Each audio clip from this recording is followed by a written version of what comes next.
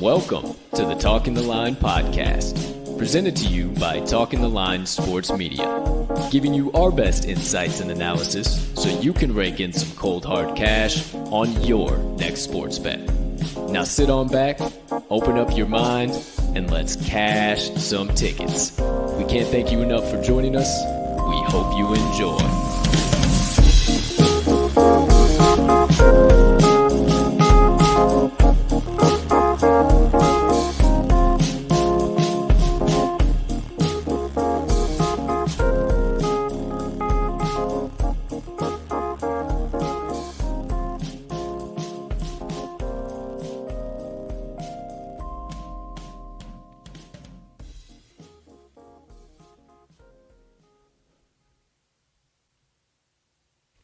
Good morning, good afternoon, good evening, ladies and gentlemen, degenerates and gamblers, far and wide. Welcome in to episode number 175. My goodness, does time fly when you're having fun around these parts of the Talking the Line podcast on this absolutely beautiful Friday of Bets. Now, you know the drill. We have a loaded show. We got Friday's picks to dish out. We got NFL Week 13 best bets to break down. It is Fast Money Friday. My friends, we have one hell of an episode to get into, but before we do all of that, please take a few moments to smash that subscribe button on whatever platform you are currently ingesting the TTL Pod on. If you are watching on YouTube, you might as well hit that notification bell over there as well so you never miss the start of a live show or any additional content dropping from the TTL crew. But if you are watching on one of our social media platforms, make sure you hit that like button or follow button there if you haven't already so you never miss any of our social media content.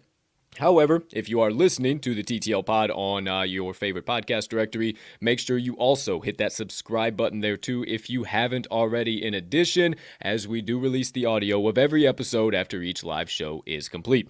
Next item up on the docket, if you could be so kind, you can find it in your heart to do so. Go ahead and also hit that like button. Leave us a comment, leave us a rating. Jump on over yonder in the live chat if you are watching live. Hey, maybe hit that share button. Send it on over to your brothers, sisters, friends, enemies, neighbors, people who live on the opposite side of the globe as you, but hey, maybe you refer to them as a good old-fashioned degenerate and they like cash and tickets because that's what we do here at the TTL Pod, and we cannot thank you enough when you do all of those things because it helps us make TTL Sports Media bigger and better for each and every one of you. Last, certainly not least, head on over to this episode's description where you will locate the Talking the Line link tree. Within that link tree, you will find the talkingtheline.com website, all of the TTL Crew social platforms, and our additional content. So, my friends, you can consume all of that jazz in one convenient location, however and whenever you please.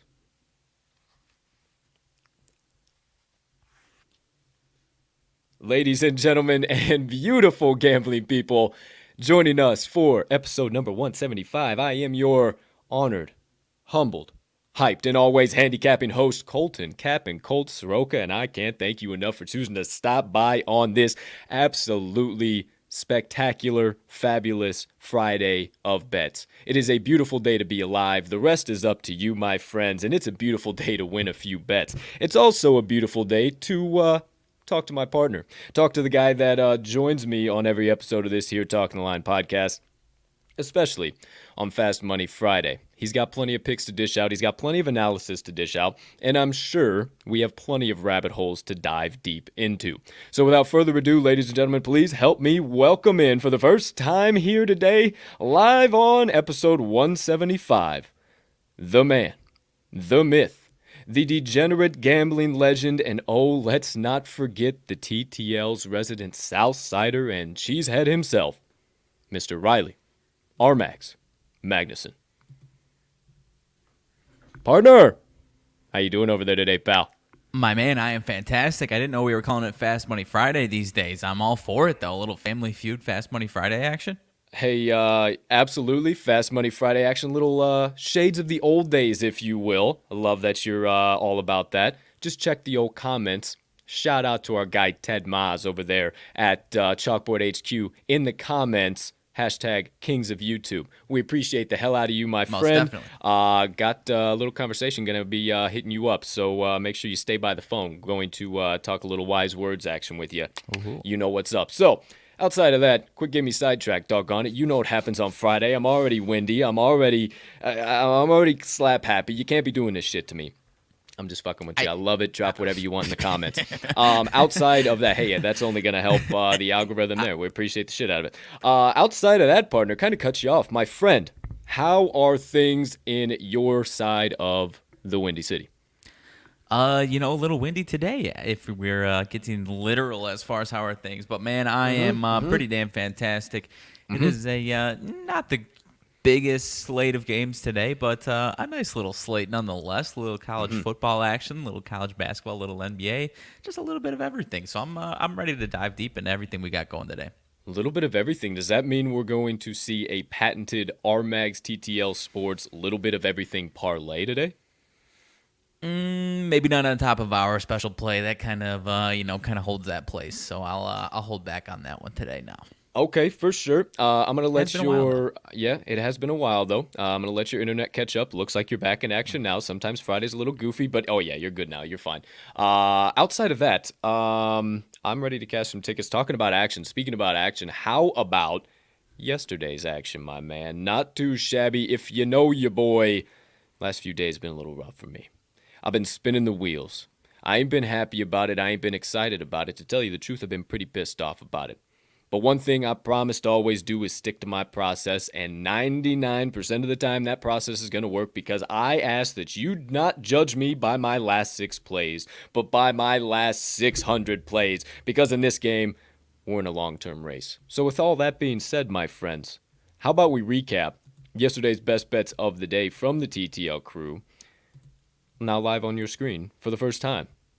We got hot. Boys, we got hot.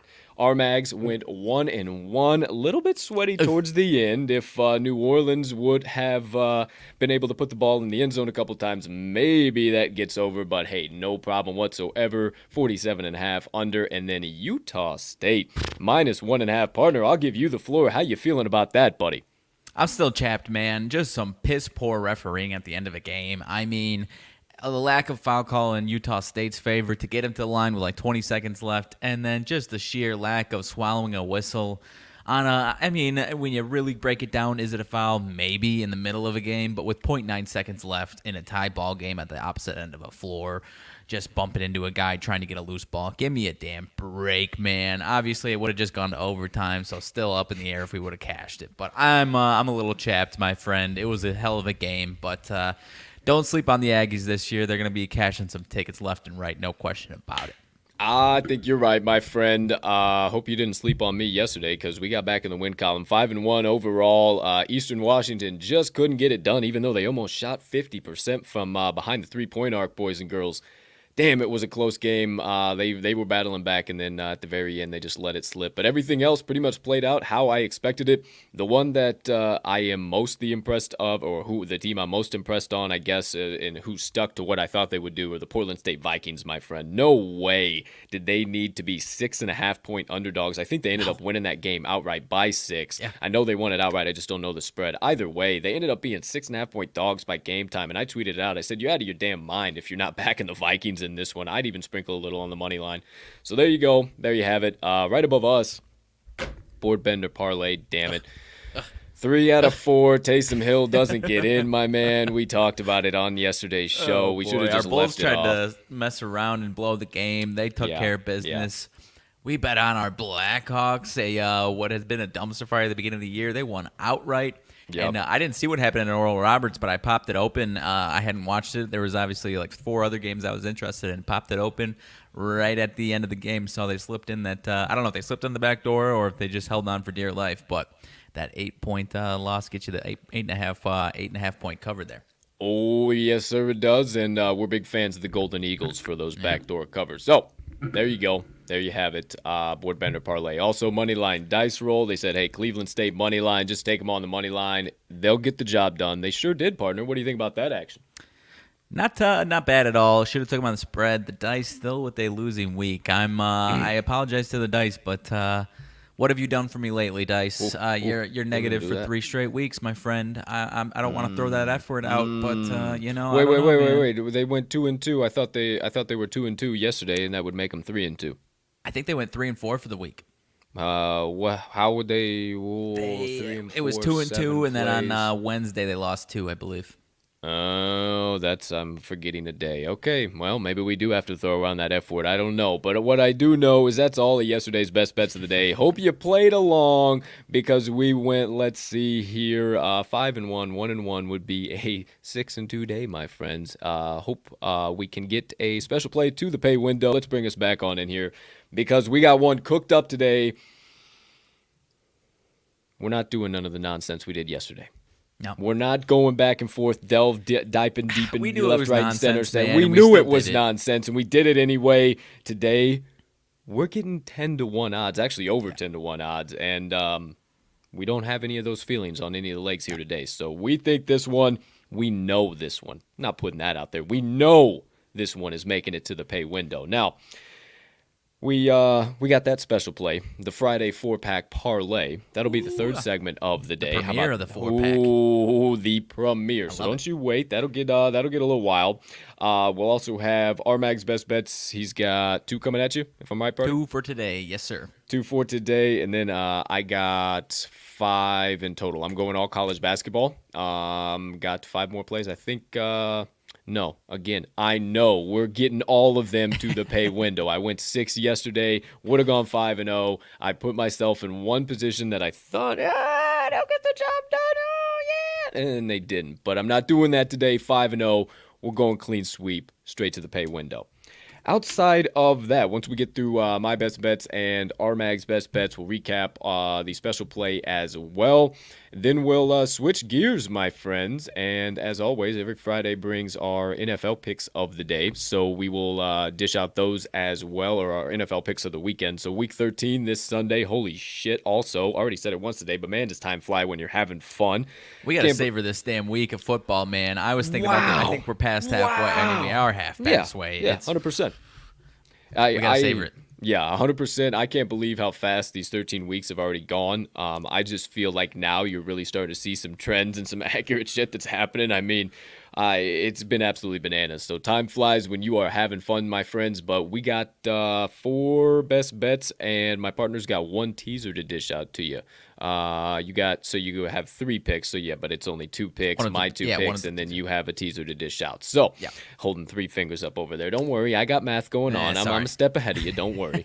Outside of that, we'll dish all of that out. We'll recap all of that nonsense, and then no money line dice roll here today. Not enough time on Fridays because we always like to get into RMags Sidebar. A little bit of back and forth banter that always segues us into some leans, and then we'll wrap things up. My motivation minutes. I got the usual John Wooden quote to close out the week. Head us on into the weekend, my friend. So, outside of that, that's today's episode of the TTL Pod. We'll get on into the first segment here in a minute, but before we do, partner, anything from your side of the screen that we need to know about, any late breaking news, maybe something in your world happening outside of that before we cut it all?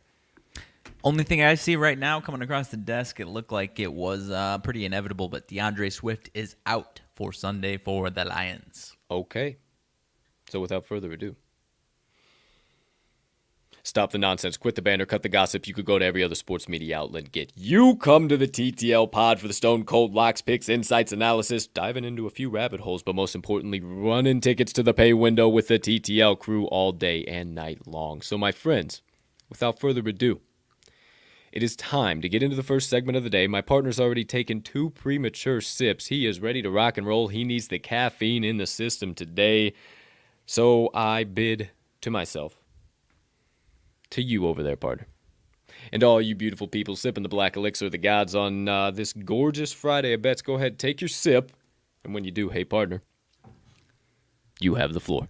Alrighty, I appreciate you, my man. I am going to kick it off. I've got an NBA bet, and I've got a college basketball bet. We are not exactly lining up. In a way, we kind of agree with each other a little bit here, but not lining up, but we got the same game that we're talking about here for college basketball, so I'll do that one second. Correct. Kicking it off here with my NBA action, I've got the Cleveland Cavaliers on the road plus the 3.5 at the Washington Wizards. My man, somehow this Cavs team is still flying under the radar to the general public. 12-10 straight up, 15-7 ATS, 8-3 ATS on the road. They have won each of their last 3 games. The Magic, which is not that impressive, obviously, at Dallas, at Miami, though. That was the point of listing those 3 games. The last 2 at Dallas and at Miami, both straight up wins.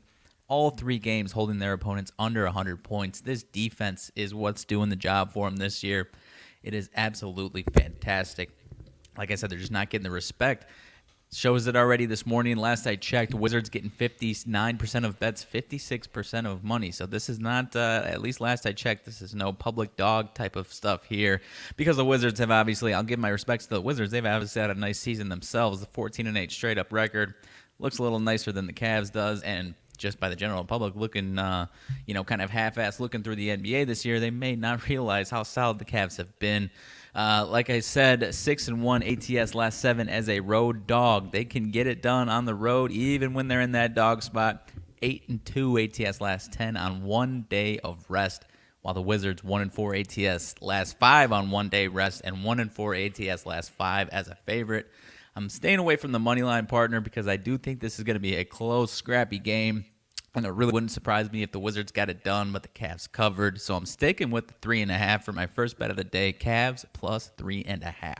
I like that, my friend. You know me better than anybody. I have pretty much stayed away from the NBA so far. Wait until about Christmas time. I typically dive deep into it, but this one really jumped off the screen to me today. I have been keeping up, and I think you're on the right side, my friend. I think the way you close that, yeah, Washington probably does get it done outright, but I think the Cavs get this done. Why would it be so short if they don't get it done? So I love your first best bet of the day. I'll be in the boat helping you gently coax it down the stream. The Cleveland Cavaliers plus 3.5.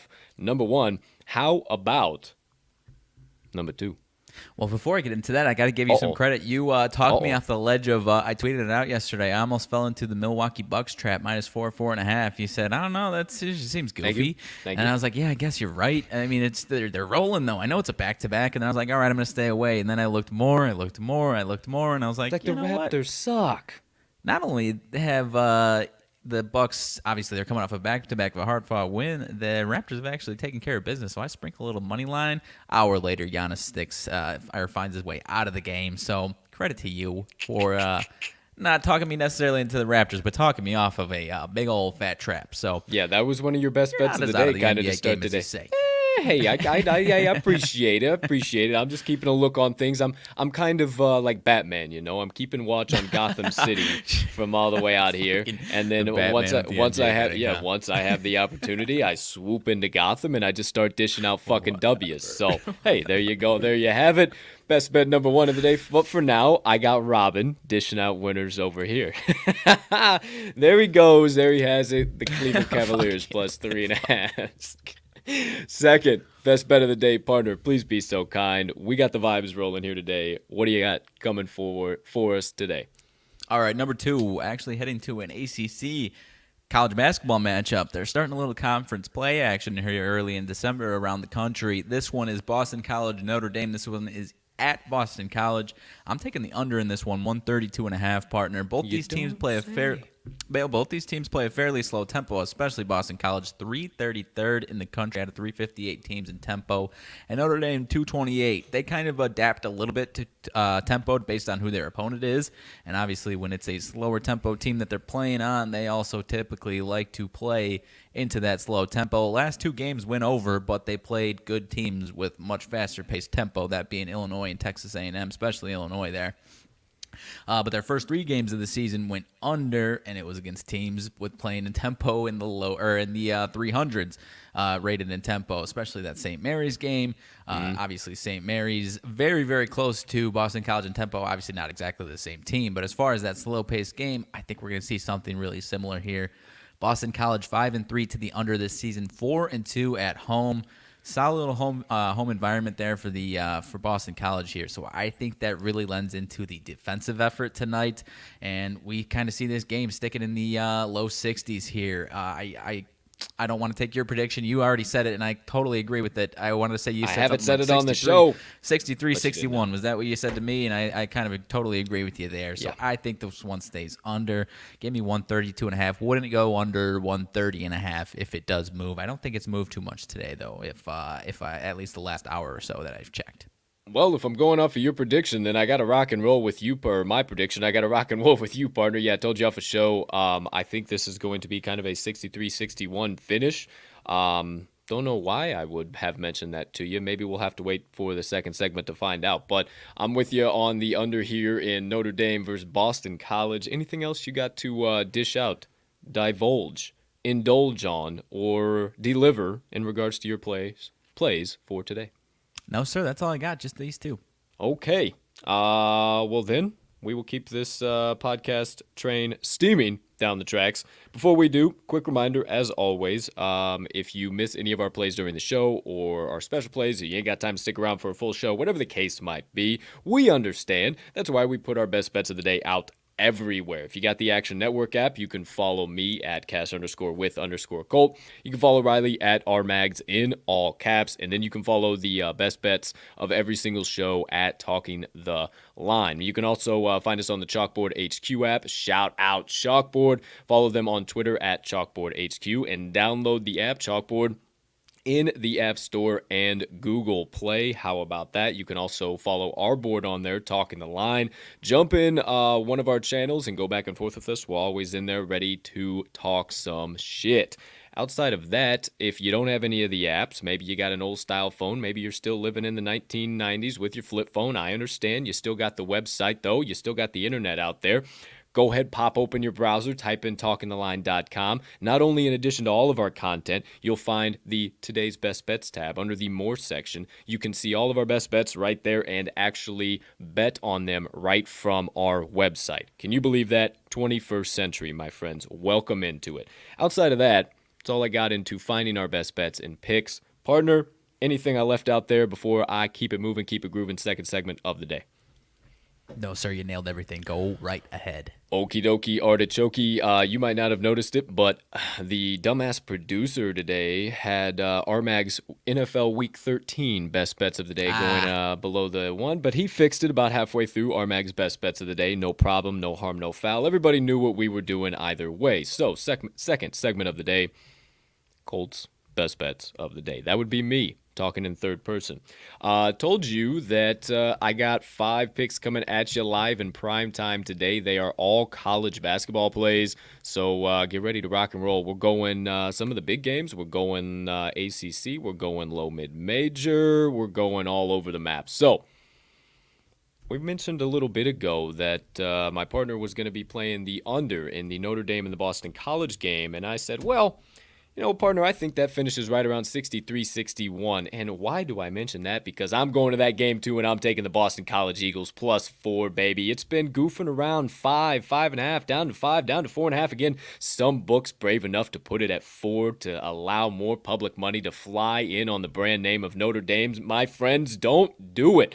Today is the day that the Boston College Eagles cover, especially being at home. Like you mentioned, partner, it is quite the home court advantage to have. Notre Dame is just not that team this year, my friends, and they are being extremely overvalued in this spot. They're 3-3 straight up, 1-5 ATS so far in 2021. Boston College has been incredibly solid at home, and they're the team you want to back. They're 5-0 straight up at home, 3-2 ATS. So even if they don't get the outright win, which I think they might be in 5-0 straight up, I believe they 100% get the outright cover. Already told you about the 63-61 prediction. Appreciate the segue, partner. So how about a couple of keys as to why I think this game is going to fall at least in favor of the Eagles covering. Both offenses are incredibly similar, and my partner already mentioned it. This is going to be a defensive type of game. So who has the defensive edge? Oh, Boston College Eagles, baby. They're only allowing 60.1 points per game, 42.5 field goal percent to their opponents, allowing opponents to only shoot 33.1 from behind the three-point arc, and they're 163rd per KenPom in opponent expected field goal percent. You look at the opposite side of the ball, the Notre Dame Fighting Irish, allowing 65.7 points per game allowed. I could stop there, but my friends, you don't want me to. Allowing opponents to shoot 43.5 from the floor, 42.2 from behind the three-point arc, and they are 269th in opponent expected field goal percent. I think Boston College stops Notre Dame more times often than not, and that allows them to stay in this game. They will ratchet up the defensive pressure in front of their home fans. I also think the three ball plays large. I told you about their defensive side there. Obviously, Notre Dame struggles in defending the three ball. Boston College shoots a hell of a three ball, 37.2% so far on the season. And last but certainly not least, don't worry about the tempo. Both teams are extremely slow. 228th for Notre Dame, 333rd for Boston College. So I think this is going to be a battle of the slower teams, and Boston College really grind this one out, get them a nice slow pace, back and forth style game. But you don't believe me, believe the trends. Boston College, 5-2 ATS last 7 home games, 4-1 ATS last 5 Friday games at home, my friend. Notre Dame, 1-5 ATS last 6 road games, 1-6 ATS last 7 as a favorite, and 1-4 ATS last 5 December games. Give me the Boston College Eagles +4, and I'll also sprinkle on the under whatever in the hell, 130, 131 it has, but the Boston College Eagle +4 is my first best bet of the day. I was about to give you an update, my man. I am backing you, first of all, on now at +5 here for the Boston College Eagles. It does appear that it is a bit of a Notre Dame potential trap here. I also, it is at 130, my over-under. I caught it at 132. It is down to 130 despite a lot of money coming in on the over. So that I think we got two sides with a shitload of value here today, partner. Let's keep it steaming. I love it. All right. We got a lot of money, a lot of public side on the Notre Dame Fighting Irish. Correct. Okay. Well, hey, I love that. I think the Boston College Eagles get the job done. So, like you said, ton of value on both of our plays. Let's keep it moving. Second best bet coming from me today. I do believe this one might be my favorite one on my card. They're all of a sudden kind of becoming my low major darlings, and they're actually playing a team who used to be my low major darling. Hold on, excuse me. Goodness gracious. I'm going to the Fairfield Stags plus 1.5 versus the Canisius Golden Griffins, and I'm taking the Fairfield Stags plus 1.5, and I think you should too.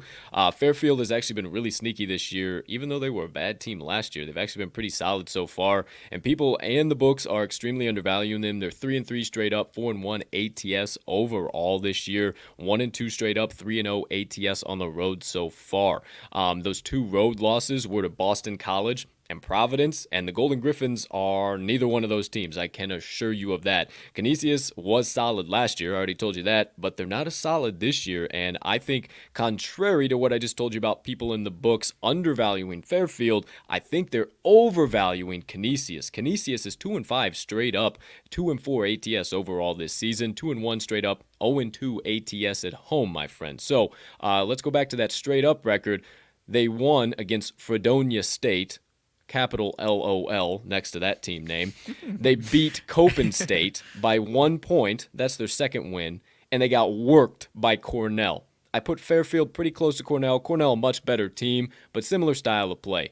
There's a couple other things as to why I really, really like Fairfield over Canisius, and it's just simply a couple of key stats. They're much better offensively and much better defensively. Scoring about 78.5 points per game are the Stags compared to the Golden Griffins, 75 points per game. They are shooting 48.5 from the floor compared to Canisius, 39.5%, and they're 96 in expected field goal percent compared to 305th for Canisius. It gets even worse on the defensive side of the ball, but I won't bore you with all these numbers left, right, and center, because I think there's also one key factor that we've really seen early here in the season as being a stat that really kind of leads to a team winning that game. One of those is turnovers. The other one is rebounds. I think rebounds are what's going to do it here today. Fairfield is 114th in offensive rebounding percent per KenPom, 48th in defensive rebounding percent. Canisius, 156 on the offensive side of the ball in rebounds and 132nd on the defensive side of the ball, again, per KenPom. I think Fairfield wins the defensive battle, my friends, but you don't believe me. Believe the trends. Fairfield, 6-0 ATS, last 6 road games, 5-0 ATS, last 5 as a road pooch, and 6-1 ATS, last 7 as a pooch overall. Canisius, 4-9 ATS, last 13 home games, 7-24 ATS, last 31 as a favorite, and 5-22, last 27 ATS as a home favorite. Give me the Fairfield Stags plus 1.5. I'm all over it. My best bet of the day. I think I like it, partner. I'm wondering, I think the biggest wonder is this line just this close, just a little too much respect for that home court advantage that probably isn't that big of a home court advantage? Yeah, I pretty much think that's exactly what it is. I think Canisius is not that good, number one, and I think it's still a lot of the books have not adjusted from Canisius being really good last year, Fairfield being really bad last year, and it completely being a total flip on both sides of the ball this year. And I think that's what that is. 40% of bets coming in on Fairfield right now, 59% actual money wagered. So it's sharp side. I like Fairfield plus the 1.5. Give them all to me. There you go. There you have it. Third best bet of the day.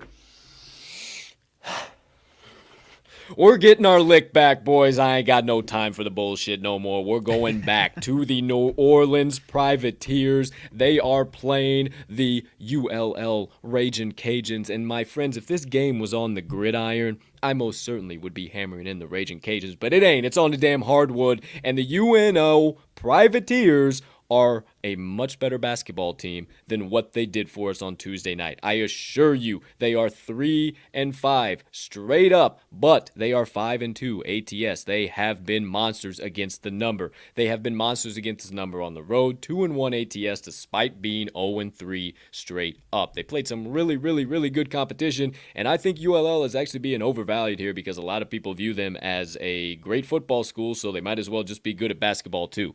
Not really the case. 3-3 straight up, 1-3 ATS. Wait, Colt, how do you have 1-3? That's only 4, and then 3-3 for 6. Because 2 of the games, they didn't even have spreads for, so they've been playing fucking cupcake competition. It shouldn't have even counted right now. I am not backing a team that's been doing that. Not to mention 2-1 straight up, 0-1 ATS at home.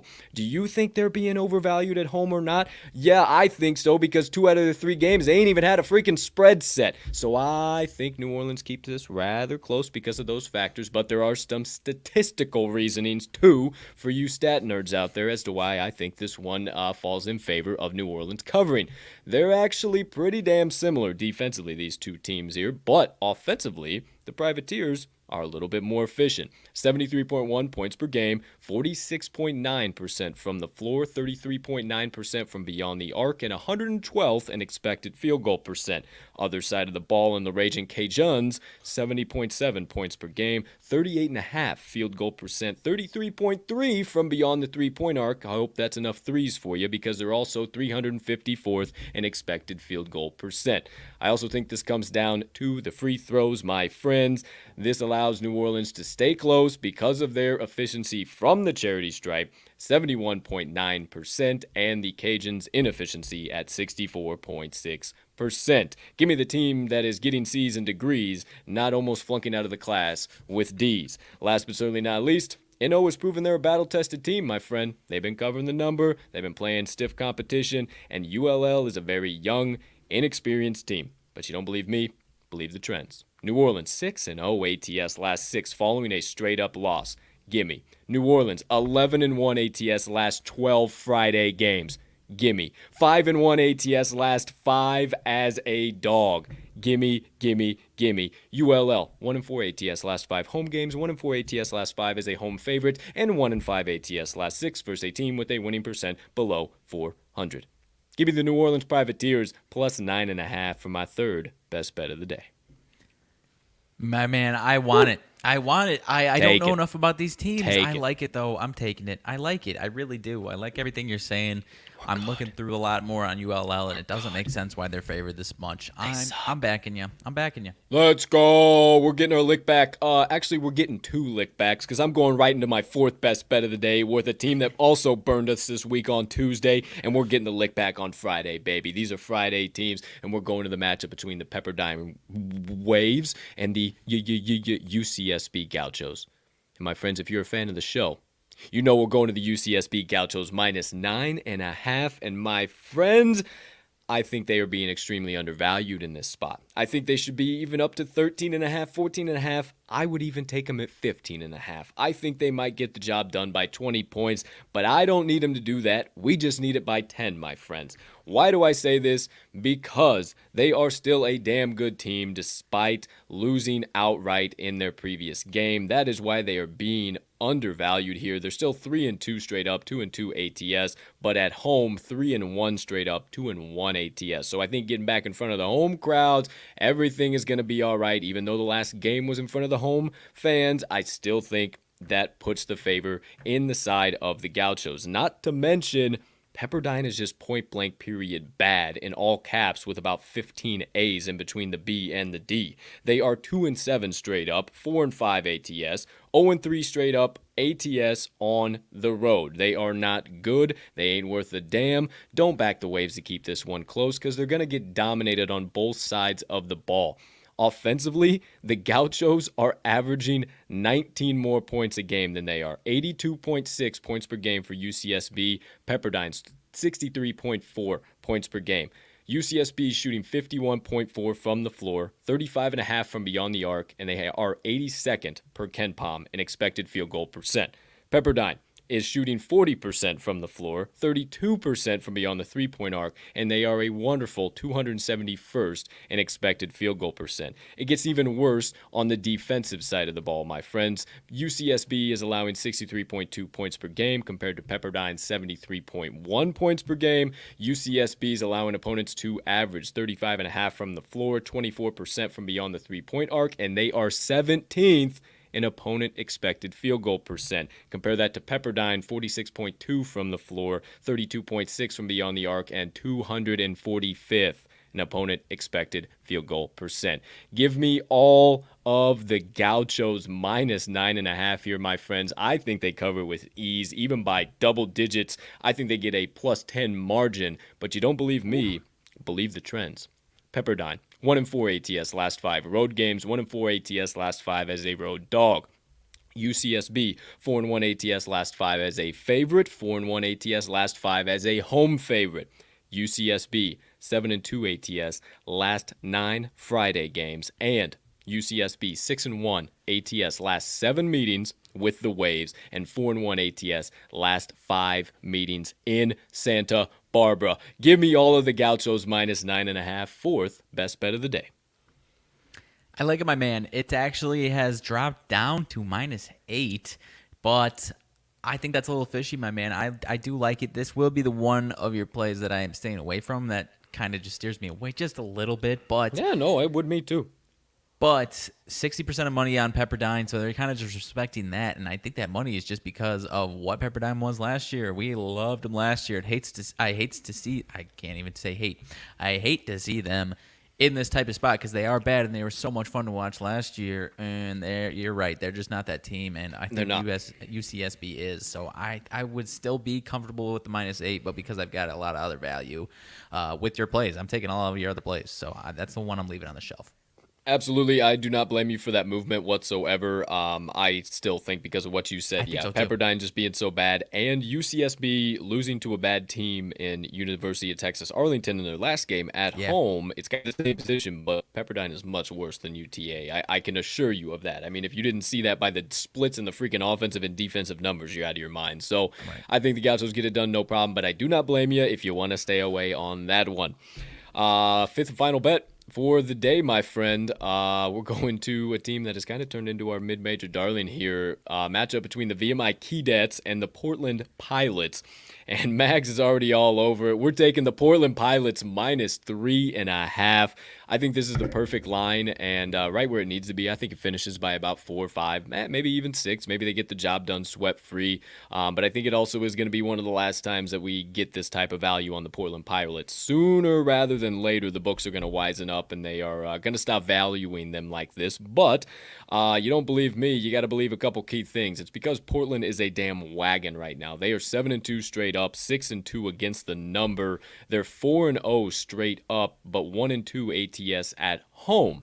And you say, oh, you're willing to back a team 1-2 ATS at home? Yes, I am, because those two failed covers were a -7 and a -12.5, and they since failing to cover those two, they haven't failed to cover since then. They've covered 5 straight. They're absolutely killing it. And VMI, despite being a solid team that you could back from time to time at these low numbers last year, they are not that same team this year, pal. I can promise you that. 4-4 straight up, 0-4-1 ATS overall, 0-3 straight up on the road with an 0-2-1 ATS number on the road as well. They've played lesser competition than the Portland Pilots, and they have not been able to get the job done against the numbers. So you want to back them against a much better competition, go right ahead, but I ain't doing it.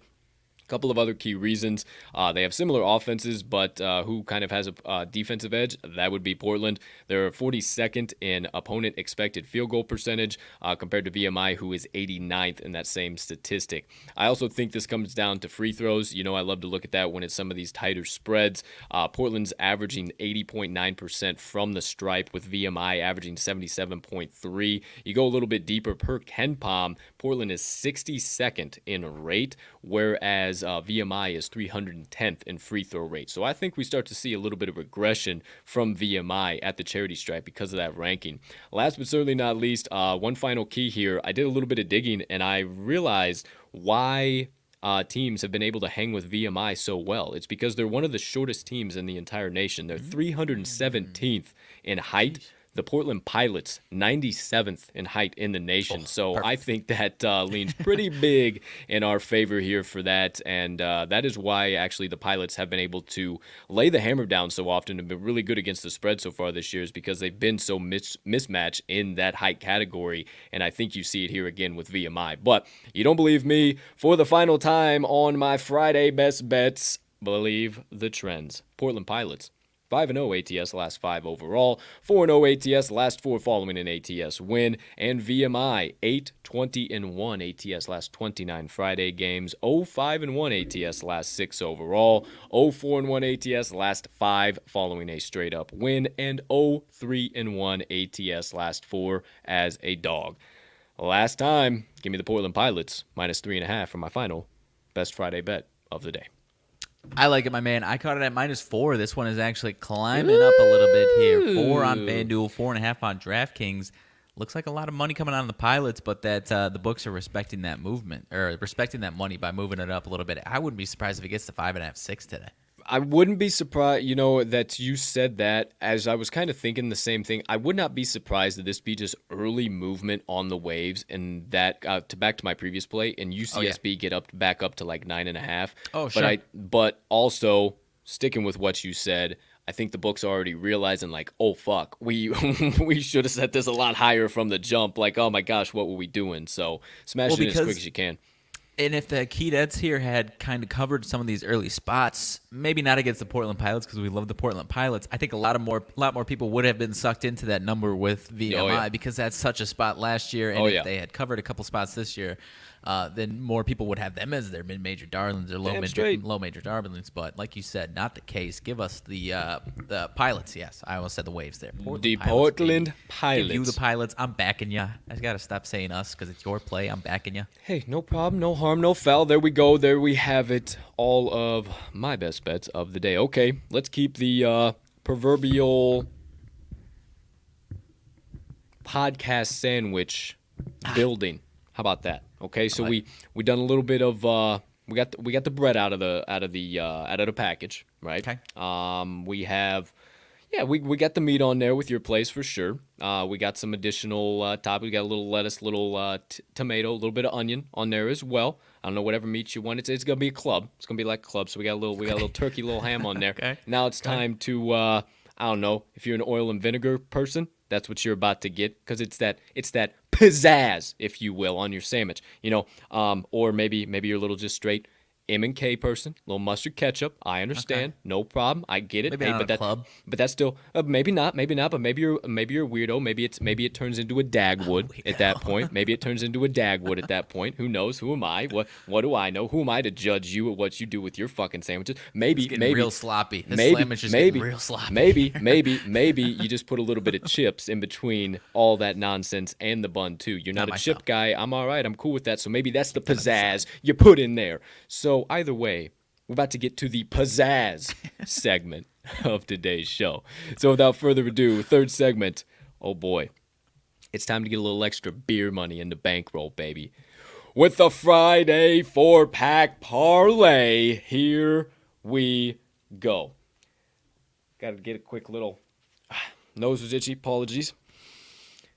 4 legs on the Friday 4-pack. If you did not know how to count up to 4. First leg, we are going to the college football gridiron. Matchup between the WKU Hilltoppers and the UTSA Roadrunners. Meep. And we're taking the WKU Hilltoppers minus 3.5 despite the sound effects because I believe, despite my comments last week, the Hilltoppers are those guys, pal. Partner, anything on leg number 1? They've become a wagon, my man, much more so than UTSA. The wheels fell off last week, and I think they stay off. Don't care about, in college football, laying minus 3.5 can be tricky. In this spot, I do not think it matters at all. This is going to be an absolute point bonanza. What was game 1 between these two teams? 52-46. Turn this game on because it is going to be electric. Don't know about the over. A lot of points there, but give us the Hilltoppers minus 3.5, baby. Second leg on the Friday 4-pack parlay. We're staying on the college football gridiron. And no, we're not going to an FCS matchup. We're staying in the FBS, and we're going to the Pac-12 championship. We're going to the matchup between the Oregon Dukes and the Utah Utes. And we're taking the Utes and laying the points minus 2.5, baby. The Utah Utes just absolutely dominated the Oregon Ducks. And I'm sure you might even be thinking in your head right now, well, oh my gosh, the only loss that the freaking Ducks have in their last 5 is the Utes. Wouldn't they just simply get their lick back, as you always say, Colt? Fuck no, they suck. They've played lesser opponents. I think that the Utes take care of them, no problem. Partner, what say you? I don't have too much to add here. I mean, if you want to look at Utah's failed covers recently, I don't care about that. It's a 28-13 win, but failed cover over Colorado, and a 38-29 win, but failed cover over Arizona. Don't care about that. I think it's a clear mismatch. This one, I believe, is at Allegiant Stadium in Vegas. Should be honestly, it could be a good game, or if it could be a repeat, man. It's just a bad matchup for the Ducks. It's up to minus 3 on some books I'm seeing here, so I'm Give okay us the with Utes, that. baby. I'm Give okay with that. Give it to us. Give us the Utes. Third leg, Friday 4-pack. Bankroll builder.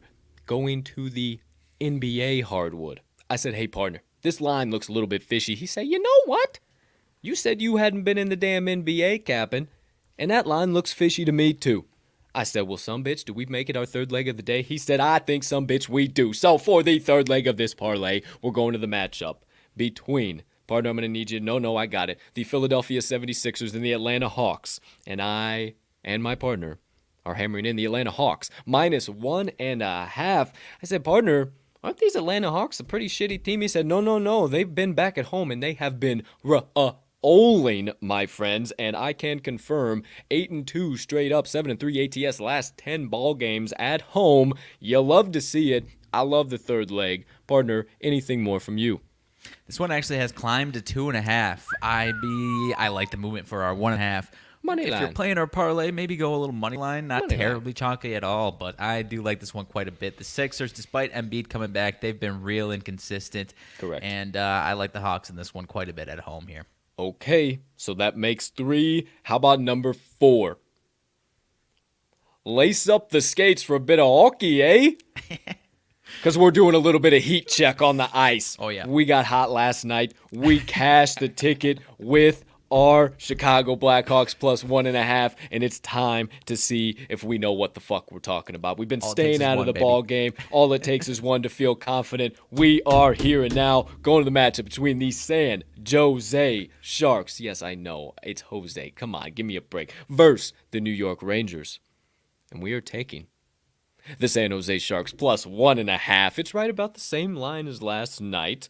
San Jose does have a lot of statistical edges. We were looking pretty deep into it. I'm not going to sit here and pretend like I know what the fuck I'm talking about when it comes to hockey stats. But what I do know is that this line is fishy. We cashed this same line, and I think the San Jose Sharks take care of the +1.5. Partner, anything you dug up on leg number 4? As far as giving actual insights, I also cannot lend too much. Other than the San Jose Sharks are looking like they're playing pretty damn well, my man. And, as far as the money line, I have no idea if they get it done like our Blackhawks did last night. But I do like the +1.5 quite a bit, my man. The Rangers have been having some success straight up in these matchups. Not so much on the puck line. I think we get this one to overtime, and that's right. Once that buzzer hits and we get to overtime, that's a cash for us. Any way you put it, 100%. I have not heard of a team losing by 2 in overtime, my friend. Doesn't happen. So I love the Sharkies tonight. Heat check on the ice, boys. Fourth and final leg. The San Jose Sharks +1.5. You parlay all 4 plays up those bad boys there, you're getting +1,080 odds. Over 10-1 payout, my friends. Lock it in. Get ready to get it to the pay window. Okay, enough antics. We got week 13 NFL picks to get into as well here. So, without further ado, my friends, it is time to recap all of Friday's best bets of the day. Let me change the old ticker so you know where we're going. Partner, what do you got over there, pal?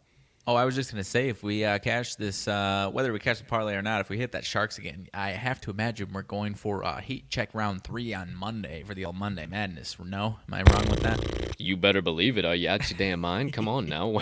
Are you kidding me? I mean, the Hawks haven't been able to cover until the wheels fail out, baby. The Hawks haven't been able to cover a game to save their damn lives, and then we get on the ice and take them +1.5, and they win the game outright against arguably the best team in the league. For the sake of the franchise, we might just have to back them +1.5 every damn day. I should play. I don't know, dude. I tweaked again today. It was because it was the NFL episode. I got the Bears on, but I should have worn my doggone Blackhawks jersey and give them a little bit of love. But hey, There you go. There you have it. All right. Without further ado, appreciate the rabbit hole, partner. But let's get into Friday's best bets of the day quickly, my friends. Rip out your sports books, pull out your pens or your pencils or your paper, however you take stock of the TTL Crew's best bets of the day, because right here, right now, with my partner brought back live in prime time, they are about to be live on your screen for the first time. The TTL Crew's best bets of the day for this gorgeous December 3rd in the year 2021. Kindly turn your attention.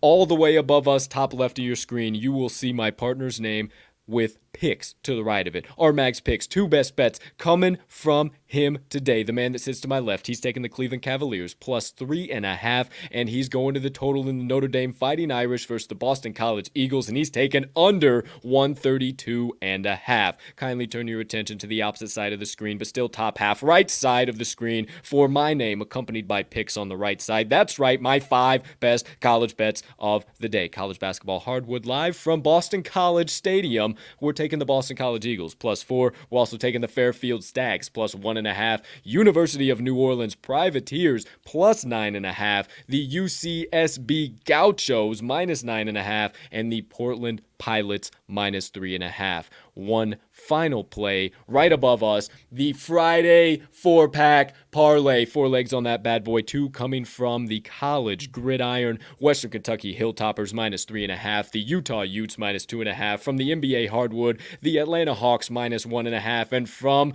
the ice, the San Jose Sharks plus 1.5. You parlay all 4 of those bad boys up, you're getting over a 10-to-1 payout. Let's get all 1, 2, 3, 4, 5, 6, 7, 8 best bets of the day to the pay window. But my friends, before we can, please, I kindly ask you to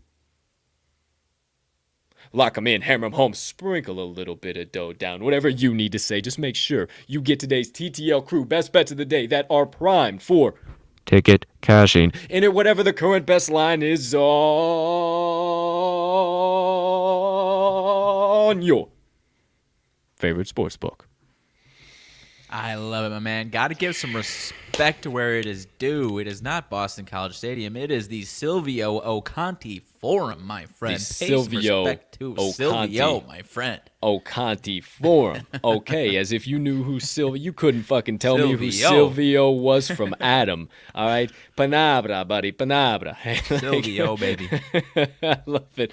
I absolutely love it. There you go. All of our Friday best bets of the day. If you thought I was lying about hyped in the introduction of myself, you are sorely mistaken.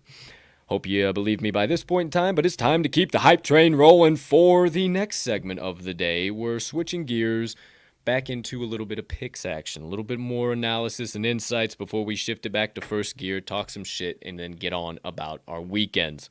Without further ado, let's get into the next segment. RMags now NFL Week 13 best bets of the weekend. Told you he's got 2 picks coming at you, and he's got a teaser, so we'll call it 3 in general. My bad. He keeps he keeps thinking that I can't count. It's all right. Typically I can't, but I got this one. Don't worry. Outside of that, I got nothing else to say. They ain't my picks, they're his. So I yield back to the man in the box to my left, and as always, partner, you have the floor. Alrighty, my friend, I appreciate you. I'll kick it off with the old teaser because I don't feel like I have to lay down too much analysis on this one. 2-leg teaser, getting a couple -7s down to -1. Taking the Arizona Cardinals on the road in Chicago with Kyler Murray and DeAndre Hopkins back, even if they're not. Yes, I know my mic's like not working.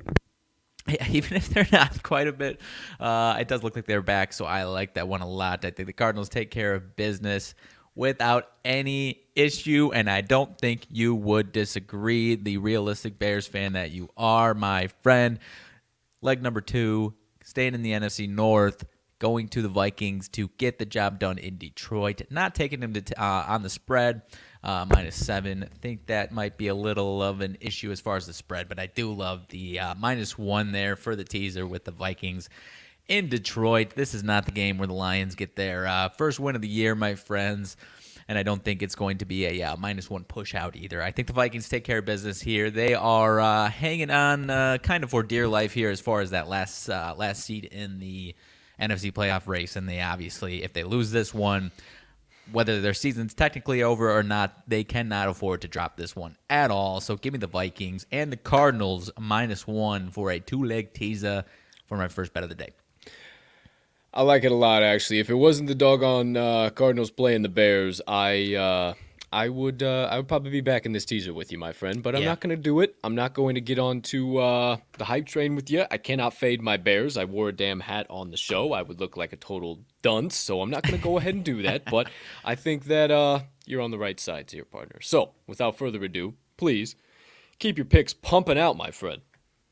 Alrighty, so I got two picks left coming out of the same game, and I know a lot of people have different opinions on this one, on both sides of this one, actually, but I'm going to the Niners and Seahawks game in Seattle. And partner, man, the Seahawks got to be fixed. They're going back to Seattle, right? They've got to have all of their issues fixed. They're so 100%. much better in Seattle. Right. Fooey, I'm taking the 49ers minus the 3. It has jumped up a little bit on certain spots to minus 3.5, but if it's tough to find it at minus 3. I do still like it at minus 3.5, but obviously in a divisional game, minus 3 is much, much nicer under that key number. But nonetheless, I like minus 3, and I like the under 46.5. I just said it, partner. The public thinks Seattle's got to be fixed going home, right? They haven't been good at home all year, partner. 1-4 straight up at home this season. And, Russell Wilson was out all that time. No, that's 1-1 with Geno Smith. Russell Wilson is 0-3 straight up in Seattle this year. This team is bad, my friends, on both sides of the ball. I faded them this past weekend on Monday night, and it wasn't even, it was more of a straight Seattle fade. Now I've got a little bit of a Seattle fade, and I like what I'm seeing from the 49ers, despite some trends historically that would lead you into the Seahawks. I'm not buying any of it. As far as the game that these teams played earlier on in the season in San Francisco, the Seahawks did get it done. I will lead on to that. However, Jimmy G got hurt in the middle of that game. Trey Lance, not his first appearance, obviously, but his first, bulk of actually taking real quarterback snaps was largely in the second half of that game, and they lost 28-21. Obviously, we're not, I shouldn't say obviously, knock on wood, we won't see that happening here in this game today, and the 49ers are playing some really solid ball. I know however you feel about Jimmy G, they're playing solid ball right now, and despite a couple of key injuries on both sides of the ball, they were still able to find a lot of action, positive action last week without Deebo Samuel. And Fred Warner obviously is a concern being out, but I am actually starting to see some reports that he might get wild and actually try to play in this game. George Kittle said, don't be surprised if Fred Warner plays in this game. But nonetheless, the Seahawks offense is really bad, guys. The San Francisco defense, I just mentioned, I didn't have too much to bring you as far as the Washington football team defense against the Seahawks team on Monday, but as inconsistent at times as the Niners have been, I think this is the right matchup this week. Niners number 6 in opponents' third down conversions allowed, number 4 over the last 3 weeks. And Seattle, I mentioned it the other day, Seattle is dead last in the league in third down conversions and percentage this season. And we saw it on Monday night and in pretty prime display, whether it was 3rd and long or 3rd and 1, they were absolutely brutal. And I think that continues here today. 31st in first downs per game, partner. We talked about it in the preseason. They're just leaving themselves too many 3rd and 8, 3rd and 9, 3rd and 10.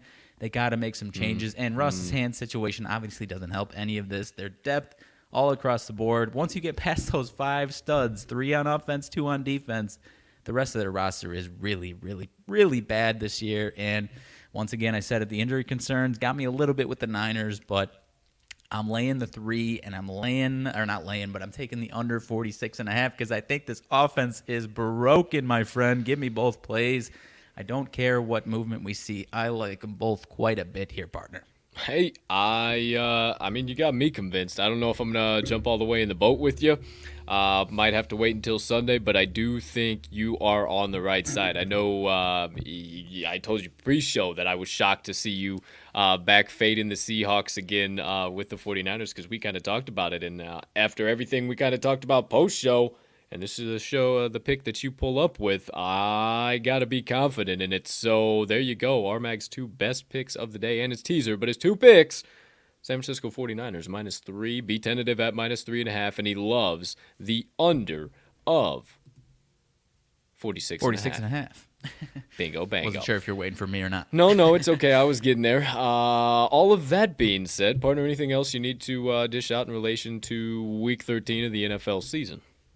No, I don't. But if I could segue yourself with some breaking news, partner. No Daniel Jones on Sunday. Oh, well then this analysis that I wrote last night is going to make a whole hell of a lot more sense then. That makes me feel so good, so let's keep it rolling for my best bets of the day because, my friends, my first best bet of the day, and I thank you so kindly, partner, or of this weekend, rather, is between the New York City Football Giants and the Miami Dolphins. And we're going fins up, baby. Lay the -4.5. Fuck, lay the 5.5. Lay the 6.5. Lay the 10.5 if that's where it gets to. Mike Glennon is a bad quarterback. I was going to talk in relation to, I'm really banking on the fact that Danny Dimes is probably not going to play. He's been doubtful all week. They're saying game to game. Joe Judge doesn't have a very good poker face. He's out. He's out. There ain't no question about it. Mike Glennon's getting the start. And my friends, you see the name that graces the brim of my cap.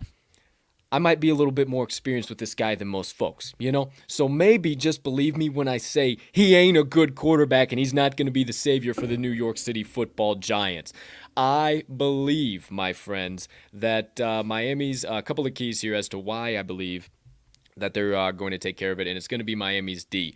I think they're going to shut down New York's rushing attack. That's because Miami is 10th in yards per game. They're in New York on the offensive side of the ball. They're 26th in yards per game on rushing side of the ball. So, in case you missed any of that, because that kind of confused me myself, Miami defense is 10th in yards per game allowed, rushing yards per game allowed. Giants offense 26th yards per game just rushing in general. Again, I think Mike Glennon is going to be really, really, really bad because Miami has already seen him a time or two in the past. And not to mention, with them being so good in shutting down the rushing attack, that's going to 150% force Mike Glennon to beat them. Mike Glennon has a 69.3 passer rating against this Dolphins defense, 139 yards, a touchdown, and an interception in his career. He is also 2-16 straight up on the road. I couldn't find ATS numbers because he bounces around so many damn freaking teams. He's a journeyman in the league. We all know that at this point in time. But 2-16 straight up, I'm going to go out on a limb here and say it's probably not much better against the spread. I think Miami wins this about 27-17. That's what I'm seeing here, so that'll take care of the 4.5, no problem. But you don't believe me, believe the trends. The Giants, 1-4 ATS last 5 December games, 2-6 ATS last 8 following an ATS win. Oh, wouldn't you know, they just got that ATS win as 4-point dogs against Philadelphia. Now they're 4-point dogs again and quickly rising. It's 10 feet high and quickly rising, mama. A little bit Johnny Cash there for you, baby. Nailed it. Hey, Miami 5-1 ATS last 6 December games, 4-1 ATS last 5 as a home favorite under Flores. That is actually the best cover rate in the league since 2019. And Miami is 12-4 ATS last 16 home games overall. Give me the fins up, baby. -4 is what I caught it at. 4.5 actually is what I caught it at. But I'm fine with it all the way up to 6.5 for sure.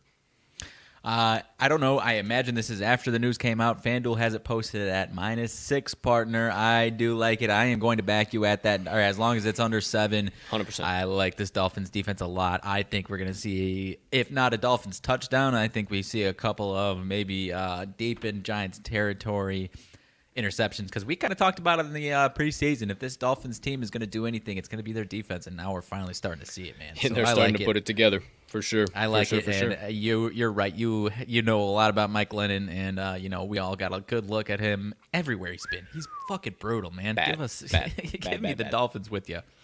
Okay, there you go. Second best bet coming from me. I'll keep this one nice and tight because son of a bitch, partner, you made me do it.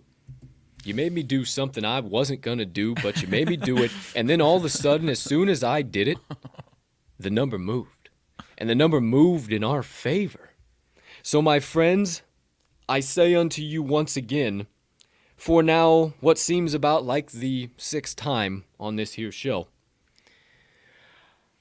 I pull out my shovel and I walk up the hill known as the Washington football team. I dig those boys out of the grave and I put them on my back and I affix my bayonet and I will die on this fucking hill if it's the last thing that I do. So without further ado, my second best bet of the Week 13 NFL week is going to be the Washington football team plus 2.5.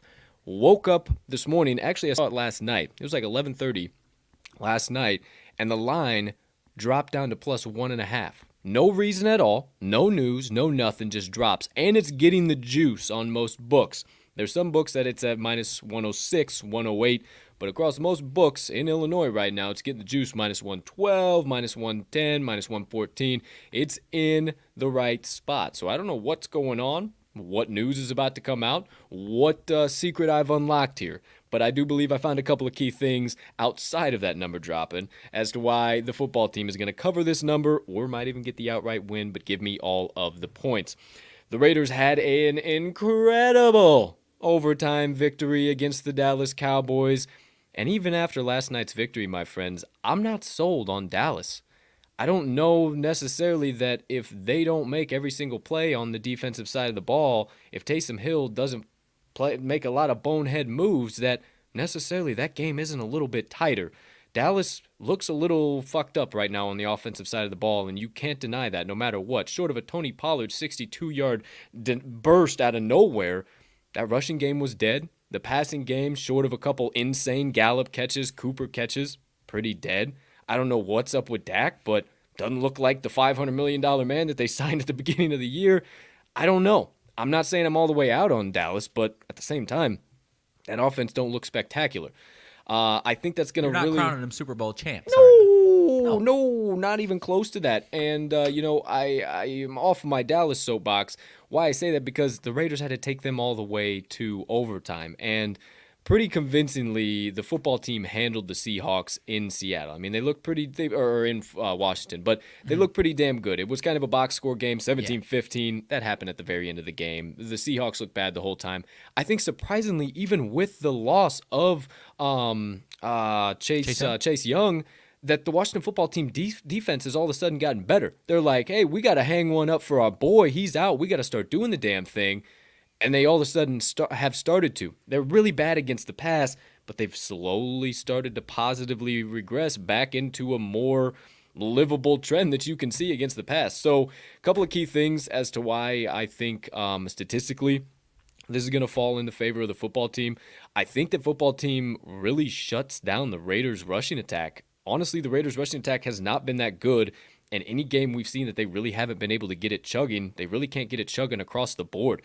Football team is fourth in rushing yards allowed per game on the defensive side of the ball, and the Vegas Raiders offense is only 27th in rushing yards per game in the league. So they're not very good at all, despite the names of Josh Jacobs.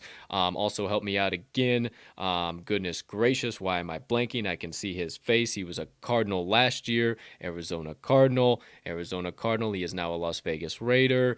Come on. Kenyon Drake. There we go. Running back. There we go. Building on the running back shit here. Also, so that's going to basically force... what it's going to do is it's going to force Derek Carr to beat them. And I just don't know necessarily that I'm sold on Derek Carr either. I think that offense is kind of broken. And I think that with Darren Waller out, that's right, he is listed as doubtful, but I believe he's 100% going to be out.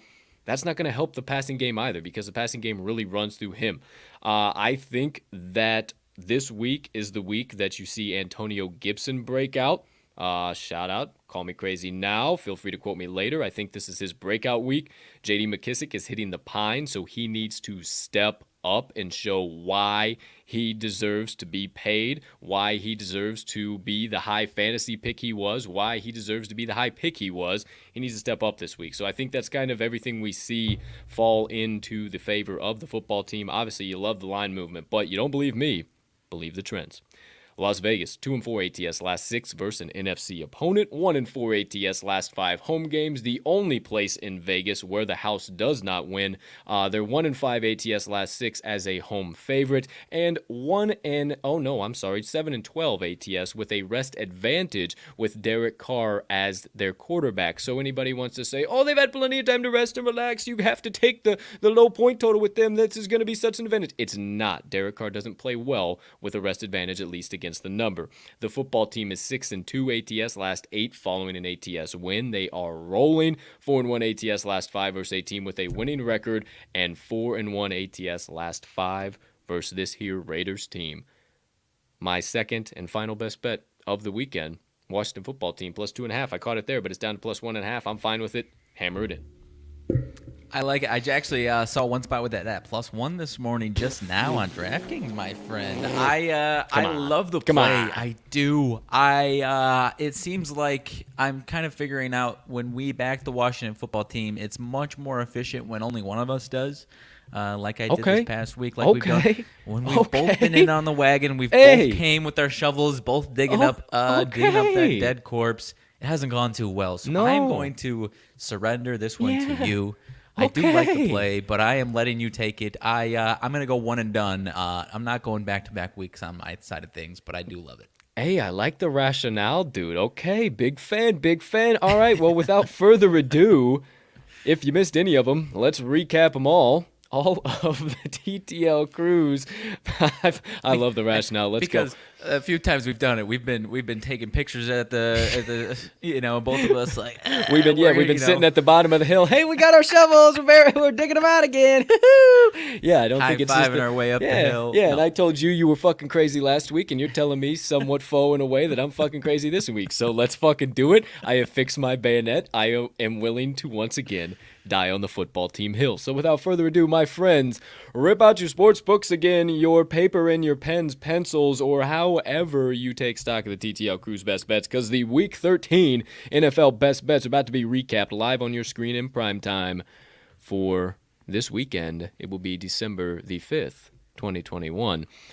2 days before a day that will forever live in infamy, the day that I was born. Not Pearl Harbor Day. I'm just kidding. Yes, Pearl Harbor Day, obviously much more important than my birthday. All that being said, welcome into beautiful, gorgeous Hard Rock Stadium, the home of the Miami Dolphins. Directly above us, you will see RMags 3 picks. 2 straight bets coming at you. He's taking the San Francisco 49ers -3, and he's going to the total in the 49ers versus the Seahawks. He's taking under 46.5. He's also got a 2-leg teaser to dish out to you folks. Take the Arizona Cardinals, damn you, against the Chicago Bears, and the Minnesota Vikings against the Detroit Lions. Tease those bad boys for a touchdown downer, for a 6-pack down to -1, and those are RMags 3 picks. If you kindly turn your attention to the right half of your screen, right over yonder, you see my 2 picks coming at you. I caught the Washington football team +2.5, down to +1.5 on some books, +1. I don't know what news is about to come out. I think it's probably going to officially set in stone that Darren Waller is out if I was a betting man, but who the hell am I? And for my second best bet of the day, official injury news, Danny Dimes out of there, Mike Glennon in there, so we're hammering in the Dolphins -4.5, up to 6 at most books, okay with anything under a touchdown. I ask you kindly to lock them in, hammer them home, sprinkle a little bit of dough down, whatever you need to say. Just make sure you get this weekend's Week 13. Holy shit, how is it Week 13 already? NFL best bets in at whatever the current best line is on your favorite sports book. I love it. I do too. I love it to pieces. Okay, well there you go. There you have it, my friends. All of our Week 13 best bets of the weekend. Let me get that out of here so we don't have any glitching, any nonsense happening. For your sake, partner, I have to imagine I'm going to call my shot and say the Giants are going to see some second-half Jake Fromm action because of how god-awful Mike Glennon's going to show up to that game, my friend. Yeah, well, I would say some bad stuff about Jake Fromm, but as far as like Georgia Bulldogs football. But as far as the guy that I would use as my ammo, he ain't doing so hot right now in the NFL either. So I'm going to go ahead and stay off that fucking soapbox. But, hey, I like where your head's at, partner. Outside of that, there it goes. Okay, no money line dice roll today, so we will just get right on into it, talk a little shit, talk a little leans. Maybe we got some additional NFL plays to discuss. We'll give you some TTL announcements, and we'll go on and get out of here. So without further ado, let me update it in the ticker so everybody knows what the hell we got going on here. Partner, anything burning on the brain, melting on the heart, festering on the soul, you have been dying to get out to the kind folks that joined us on episode number 175 of the TTL Pod on this beautiful December 3rd, 2021. My man, nothing crazy, but the week goes on, and a one man by the name of Mr. Brian Kelly continues to do bizarre things in the sports world here.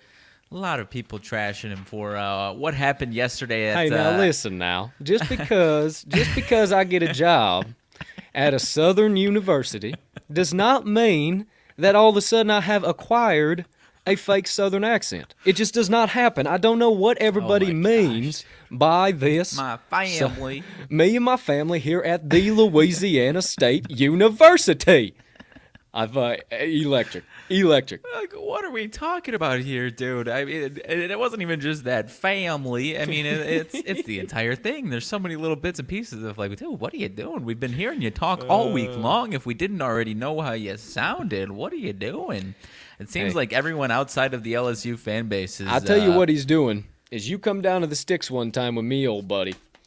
You get down around them good old fine Southern folks, what you might refer to as a redneck, and I'm telling you, man, that twang starts coming out. That shit starts happening. Man. You start doing shit that you wouldn't normally do. You say, "What the fuck's happening to me? What the fuck's going on?" And I think Brian Kelly might have just turned into a fucking. I'm thinking of UFC. Might have just turned into a bona fide hickerbilly. I don't know, but I think so. Correct me if I'm wrong. Maybe I'm talking about out of my ass, but the fine gentleman is from the fine state of Massachusetts. I don't know that I've heard of too many down south Massachusetts redneck area there, but hey, you know, maybe maybe I'm wrong. Maybe I'm talking out of my ass. I don't know, man. I don't know. I ain't seen too many fellas wearing bib overalls over there. What the fuck do I know? Yeah, that cracked me up, dude. Everybody and their dogs were talking about it last night on Twitter, so I didn't want to add to the fire. But I mean, I'm glad we got the opportunity to talk about it here, because goodness, I mean, yeah, pretty fucking funny. It's not like as if we've seen Brian Kelly as the poster child rather of Notre Dame football for the last 3 decades, and now all of a sudden he's a Louisiana native. You best believe it. He's got his gumbo and his alligator ready to rock and roll now. I know you're a fan. If you're a fan of, I think his last name's Molinari, Joey Molinari. Oh yeah. He did a right before Molinaro. the show. I retweeted it. He did a because he does a good Saban impression too. It was like a mashup of Saban, him impersonating Saban, a phone conversation with Brian Kelly, but he gives Brian Kelly this just absurd like Louisiana accent. It's fantastic, and Nick Saban's just go watch it. It's hilarious. Oh fuck, I love Molinaro. Yeah, Joey's probably Shout out. He's one of my faves. Shout out for sure. He does some hell of impressions. Go check him out at Joey Molinaro on Twitter, I believe it is. Is it Molinari or Molinaro? Molinaro, I believe so. I think so, unless that's a fucking joke. I don't know. Somebody calls him by the wrong name inside the company, and it's kind of like a fucking joke. So either way, there you go. There you have it. Kind of wild. Sticking with college football,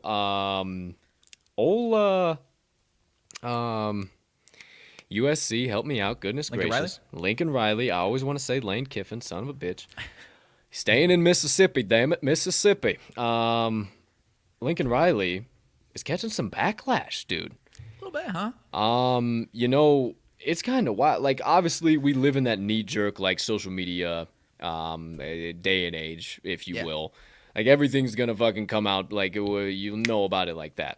We all know that. But it's crazy to me, like, some of the Oklahoma players and some of the people coming out, I mean, just like throwing straight darts at the man. And I mean, you know, his whole, this is going to be the mecca of college football. Like, some players have come out and said, yeah, you said that to us last week, you asshole. Like, what the fuck? Fuck you. You recruited us here. We were here for the long term. We don't want to play for some Joe Schmo. We came to play for fucking Lincoln Riley. So, you know, I've been marinating on that, because you asked me earlier on in the week, like, how would you feel if you were just like one of those players and you got recruited all by this guy your entire high school career? You joined the fucking college squad, and then he's just peace and love, everybody. I'm out to the other side of the world. I mean, I'd feel pretty damn slighted. I'd be pretty pissed. Like, I mean, for me, like, I understand the business, but we mentioned, I don't remember if it was this week or last week, like, just be honest with your guys that you've been with for the last 3 years. Just tell them, hey, man, I can't turn out or pass up this opportunity. I know what I said. I'm not just ghosting these dudes that are 20 years old that have Twitter fingers faster than anyone in the history. Like, stop it. It's not going to help you in future recruiting anyways. Like, if you're just honest with them. And, you know, future recruits will see that and be like, all right, one way or another, this guy's someone I can trust. here's also the thing that I thought the opposing argument that I suppose Lincoln could have for that. Okay, you said it. These kids are the fastest Twitter fingers in their entire life. They're going to be on Twitter. If he, okay, let's say he's even known about the USC job for a month. Lincoln, we got to keep this under wrap. We are about to pay the fuck out of you. We are about to make a huge change, a huge adjustment. Everything's happening. You are leaving Oklahoma. Not only that, we're moving. All this shit's happening right now. We got to keep this under wraps. He fucks up and tells one player that he thought he had confidence, trust in. They're sitting around hanging out at the cafeteria room. He slips up, fucking says something. One player, boom, into Twitter. Fucking Lincoln Riley goes to USC. Fucking USC sees Lincoln Riley as a non-trustworthy source, a non-trustworthy head coach. Sorry, alligator. We're going to stick with who we got. You can stay in Oklahoma. And they yanked the fucking contract. So that's fair. I still feel like there's a way around that, though, to where you tell USC, hey, please don't let this out before I talk to my dudes or something along those lines. You know what I mean? Because you're right. That is a totally fair point what you just said, though. But though they were fucking gung-ho, boy, weren't they? They fucking, no, they gave him his upper thirds, his fucking backgrounds. They just flooded his fucking email with UFC shit. I mean, it just overnight, just the Lincoln Riley, brand new head coach. You never knew he was a head coach in the middle of nowhere, bumfuck America. Now he's Mr. Bright Lights, Hollywood, USC. We'll see what happens because USC sucked a fat one this year. Hopefully, it'd be pretty cool if we could see the Trojans getting back to like CFP status because they used. Hey, honestly, bring Pete Carroll back to college football. And I don't give a shit who goes and coaches the Seahawks. Bring him back to college football. It makes it better. That'd be a good fit. It really would be, wouldn't it? That'd be a good fit. Really, it wouldn't be a half bad idea. Maybe that's something. I guess I don't know if Pete Carroll would still be a good fit in college, but I mean, fuck. I'd take a Lincoln Riley, Russell Wilson pairing every day. I think I would too. And, he plays in that style of offense. Guys like DK Metcalf, the guys like, why am I blank? Tyler Lockett. They play in that style of offense, rip the top. Hey, I think we're onto something, dude. I don't know why we podcast. I don't know why we podcast. I think we should just run everything behind the scenes for NFL and for college football. I was fucking. That just kind of came to me. This is a whole other rabbit hole. So I was watching, there's a Wiz Khalifa music video. It's Reefer Party. Again, if you know Wiz Khalifa, you know what it is. Again, we enjoy CBD on this here show. I was just listening to some old tunes last night, and the music video came. It's a party, hey. It's a great song. It's a great one, but it's a great one. It's Wiz Khalifa's remix. But in the music video, I'm Tony fucking Montana, man, and I know two fucking things. I know how to do two fucking things, man. I know how to fucking kill people, and I know how to fucking roll some fucking weed, is what he says. And it just popped into my head, and I was like, in this fucking life, I know how to do two fucking things, man. I know how to fucking podcast, and I know how to fucking kill people. And I learned how to fucking podcast first, bitch. It just came into my head. I was just like, this is the best fucking thing ever. I just fucking love the vibes. I love where it fucking is, and that is how my head works. We talk about podcasting, and it brings me to a moment I had watching a music video last night. So there you go.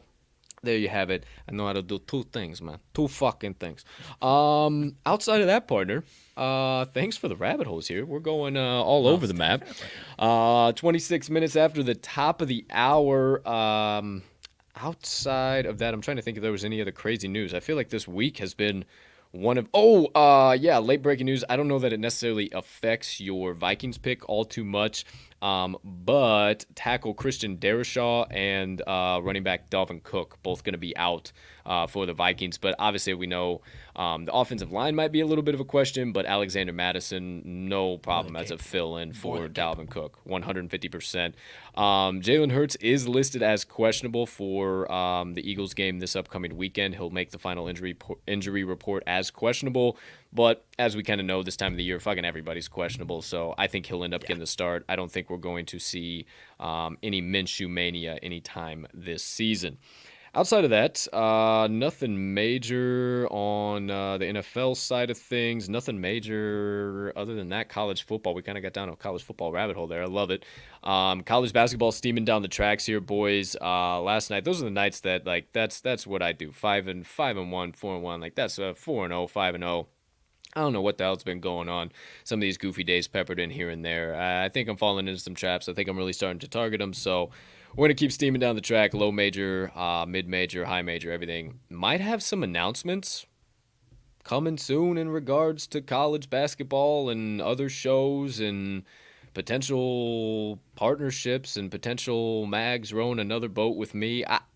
I don't know. I can't tell you what I know, what I don't know. Who's to say? I don't even know.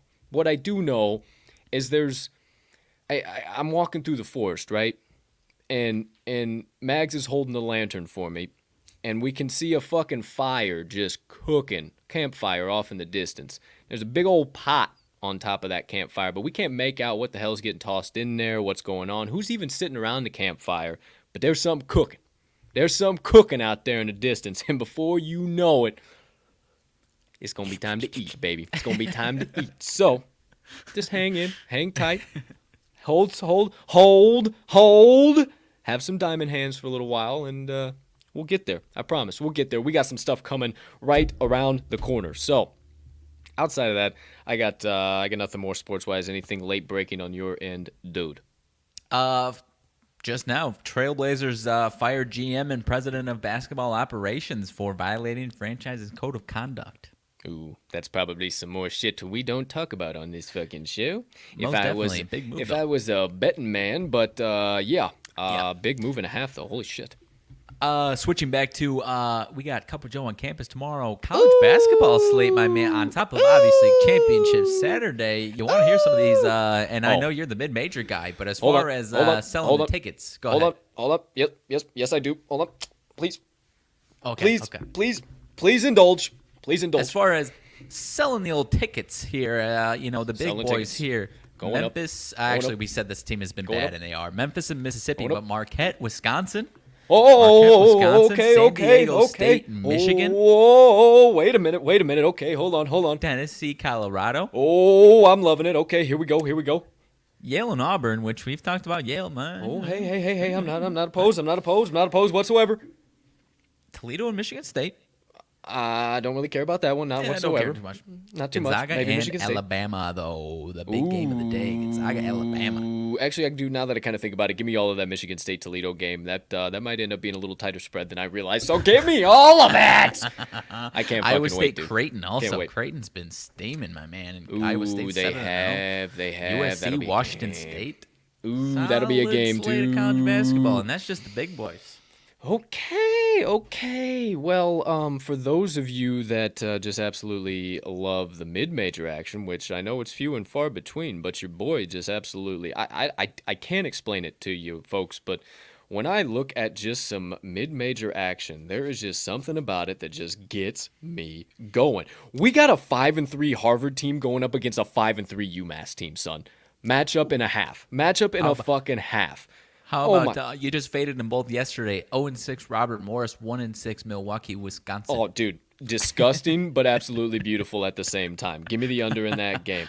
Northern Kentucky going up against Indiana, Purdue, Fort Wayne. I think that one's going to be absolutely gross. I love it. All of our listeners. Dude, Binghamton up against our boys, the Boston motherfucking U Terriers. Give me all of it. Winthrop up against Coastal Carolina. Let's fucking go. I put that at 4.5. Mark my words. Actually, really good game. Rhode Island, Providence. Neither of these teams ranked yet, but one of them, if not both, should be soon. Dude, you skipped over a beautiful one. Louisville, NC State. Ooh. Louisville, NC State. That's a gorgeous game. Bucknell, so I was Hofstra. just reading off some. I was reading off the top 25s. I'm sure there's some other big Power 5 matchups that I'm gonna. Oh, love, they're beautiful. They're beautiful. Georgia State going up against Mercer. Mercer was everybody's darling last year. They kind of haven't lived up to expectations this year. I don't know. Virginia Tech, Wake Forest. Oh my gosh, dude. There are some games on tomorrow's slate. Syracuse, Florida State, actually. Wright State, Cleveland State. Syracuse, Florida State. Oh, hopefully they give me a nice tasty line, but I might have a chance for a VCU under. VCU and the Campbells. Ooh, I think so. We got a nice Service Academy game tomorrow. Army at Air Force. Air Force been cooking the biscuits off of teams. Love that one. Radford, WVU. Nah, that one will kind of be a blowout. Never mind. You just backed both of these teams yesterday, Youngstown and the Green Bay Phoenix. Ooh, that's a game I like too. I fucking think I might have to go back to the Youngstown in that matchup. Honestly, those are some teams that I'm starting to all of a sudden like, and I don't know why. Loyola Marymount against Long Beach State. Oh my gosh. Oh my gosh. This might be a real test of in or out on this fade train this year, partner. This actually, I'm definitely calling this the litmus test of am I going to be fading this team all season long once again? Because they just covered the other day, Mississippi Valley State. Get off of it. Against the Grand Canyon Antelopes. It's done, dude. It's done. The assholes have figured out how to cover. This is the test. This is the litmus test for sure, but I think they're going to be able to. I don't think it is because I think the fucking Grand Canyon is just that much better. But honestly, I think it's just going to be this back and forth bullshit, and you're going to get sucked into it more oftentimes than not because I almost backed it again, and I was just like, no, I'm not doing it. I'm going to stay the fuck away, and they fucking failed to cover. I need it. Big Sky action, your boy, Montana, Northern Colorado, my no-Colt Bears going up against the Grizz. Middle 10 against Murray State. Both teams only lost one game. Middle 10 has been surprising the fuck out of people, dude. That's a good game. Jacksonville State against USA, Southern Alabama. Whew. Yeah, dude, that's... But dude, hey, also championship Saturday college football. Fuck. So you guys are like, why didn't you dish out picks? What the hell? Where are all of those matchups? Where's all that stuff? Because we talk about it all on tomorrow's show, 8:30 a.m. Central Standard Time. Cup of Joe on campus, about 8:30 until 10 o'clock Central Standard Time, somewhere in that ballpark, depending on how windy we get. We join each other live, cup of Joe in hand, usually 2 cups of Joe because typically are knocking the sleep out of the eyes at that point in time. Either way, join us. We're going to run down the entire championship college football week slate. I said that kind of backwards. College football championship week slate. There you go. We'll run through that entire thing, give out our best bets. I already got 3 locked in, and we'll give out plays we're staying away from too. And then once we kind of got questions with each other, we'll dive into that absolutely loaded college basketball slate. We've been murdering college basketball on Saturday, partner, so let's keep that rocking and rolling. And then, speaking of additional shows, if you haven't already, go check out our third show, our third of 3, The Wise Words podcast. You can catch that every Wednesday. It drops on our YouTube channel at 12 p.m. Central Standard Time. And then following on all major podcast directories. From there, you can find it talkingtheline.com/wise-words-podcast. This past week featured the legendary Kevin Walsh Jr. Then season 2, episode 1 featured the even more legendary Yanni the Greek Corrales. So we had an absolute blast with both of those guys. We already got episode number 3 lined up, episode number 4 in the works, and then we're just going to keep moving, keep grooving with season 2. So keep tuning in. Once again, find that on the talkingtheline.com. You can find it on the Wise Words tab. It's right there on the homepage. Outside of that, make sure you just stop by talkingtheline.com. You can check out all of our shows and our additional content on there. Speaking of additional content, got my UFC blog coming out tomorrow. Talked a little bit about early leans on yesterday's show. Second half of the show yesterday, I think I pretty well got set what I'm going to be wanting to take here. So I will be spending the afternoon after the show, obviously banging that out, writing that. So that'll be ready to rock and roll. Maybe a late drop tonight or definitely early tomorrow morning. We'll see what happens with that, depending on how fast I want to get around to editing. Bye week for Mags, so no extra cheddar. Those of you Green Bay Packers faithful out there. And outside of that, anything else you got, partner?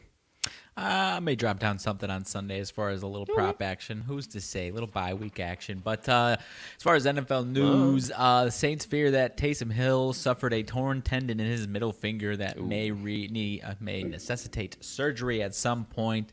More tests are coming. The injury called mallet finger was one of the ailments that Russell Wilson had earlier in the year. So it is the mallet finger deal? They worded that really wrong, but it sounds exactly like the same shit Wilson dealt with, yeah. So, yeah, it's mallet finger. So, yeah, it's probably not good. Yeah. So, they're probably going back to old Trevor Squimian. Oh, boy. That ain't good, but what are you going to do? days. There you go. There you have it. Yeah, outside of that, nothing else. Make sure you tune in to tomorrow morning's show, 8:30 a.m. Central Standard Time, and then back here to this show, 10 a.m. Central Standard Time on Monday, December the 6th. If you can't remember any of that, just subscribe already. Hit the notification bell so you don't miss anything, and then you'll just be always up to date and alert. Even if you can't make a daily show, you'll still at least know about it, for crying out loud. Hit that subscribe button. I'll wait. No, I'll seriously wait. Go ahead. Thank you. I appreciate it. Thanks for hitting that subscribe button. From the both of us, we appreciate the hell out of it. Also, that notification bell. Thank you. Got it. All right, cool. So, without further ado, that sure seems like an episode of the show here. Usually a little bit longer one on the old Friday episodes. Because we got a bunch to get through. But outside of that, partner, I ask you one final time before I close this thing out with some motivation minutes. Any late-breaking news announcements or updates you need to dish out? No, sir. Take it away. Okay, final segment of the day, my motivation minutes. And as I hope you have all gotten familiar here over the college basketball season on Monday and Friday, we dish out some John Wooden quotes here at the TTL Pod and in these here motivation minutes. So I had a couple I was looking at, and then all of a sudden this one jumped off the page at me, and I said, yep, that's the one. Here we go. It's showtime. So without further ado, the second of the two John Wooden quotes of the week is coming at you right now. The legendary coach once said, "I'd rather have a lot of talent and a little experience than a lot of experience and a little talent." I'll say that again because it kind of can be a little confusing. I'd rather have a lot of talent and a little experience than a lot of experience and a little talent. Now, I don't know about you, but what that says to me is that you always have the opportunity to grow. You can always learn.